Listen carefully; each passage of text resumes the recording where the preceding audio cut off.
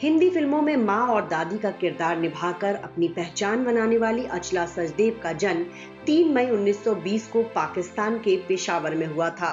बंटवारे के बाद उनका परिवार भारत आ गया था। बंटवारे से पहले वो लाहौर में ऑल इंडिया रेडियो में काम किया करती थी। इसके बाद वो एक्टिंग की दुनिया में आ गई और पहली बार वो फिल्म दाग में नजर आई। अपने करियर में उन्होंने 250 से ज्यादा फिल्मों और टीवी सीरियल्स में काम किया। अचला सचदेव कल हो ना हो, न तुम जानो न हम, कभी खुशी कभी गम, मेरा नाम जोकर समेत कई फिल्मों में नजर आई। 1965 में आई फिल्म वक्त में भी उन्होंने यादगार रोल किया। ए मेरी जोहरा जबी गाने में बलराज साहनी के साथ उनकी केमिस्ट्री लाजवाब थी। 60 और 70 के दशक में कई सुपरहिट फिल्मों में वो माँ और सास के रोल करती दिखी। बाद के दिनों में वो फिल्मों में दादी का रोल निभाने लगी। अचला सचदेव शाहरुख और काजोल की सुपरहिट फिल्म दिलवाले दुल्हनिया ले जाएंगे में भी दादी के रोल में नजर आई थी। 2001 में रिलीज हुई कभी खुशी कभी गम उनकी आखिरी फिल्म थी। इसके बाद वो गुमनामी के अंधेरे में खो गईं। अचला सचदेव ने पुणे में रहने वाले बिजनेसमैन डॉगलस पीटर्स से शादी की थी। खास बात ये थी कि डॉगलस और अचला की मुलाकात निर्देशक यश चोपड़ा ने अपनी एक फिल्म के सेट पर करवाई थी। पुणे में रहने वाले डॉगलस पीटर्स की इलेक्ट्रॉनिक पार्ट्स बनाने की फैक्ट्री थी।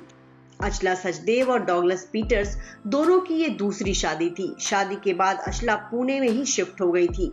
हालांकि शूटिंग के लिए वो मुंबई आती जाती रहती थी। पहली शादी से अचला सचदेव को एक बेटा जोतिन और एक बेटी थे। बेटा जोतिन पढ़ाई के बाद अमेरिका शिफ्ट हो गया, जबकि बेटी मुंबई में ही रहती थी। दोनों बच्चों से बहुत ज्यादा उनका संपर्क नहीं था। बताते हैं साल 2002 में पति डॉगलस पीटर्स के निधन के बाद अचला सचदेव बहुत अकेली हो गई थी। उनके पास अपना कहने वाला कोई नहीं था। देखभाल के लिए बस एक नाइट अटेंडेंट थी।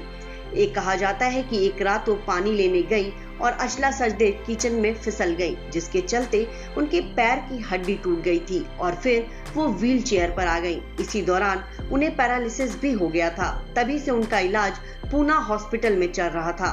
जिस फ्लैट में अचला सचदेव वर्षों तक रही, उसको उन्होंने जन सेवा फाउंडेशन को गिफ्ट कर दिया था। यही फाउंडेशन आखिरी दिनों में अचला सचदेव की देखभाल करने की जिम्मेदारी उठा रहा था। बेटे जोतिन से अचला फोन पर जुड़ी रही, लेकिन बेटे ने कभी भी मां के लिए वक्त नहीं निकाला। आखिरी समय में वो अपने बेटे को देखने के लिए तरसती रही। 30 अप्रैल 2012 को 91 साल की उम्र में अचला सचदेव दुनिया को अलविदा कह गई थी।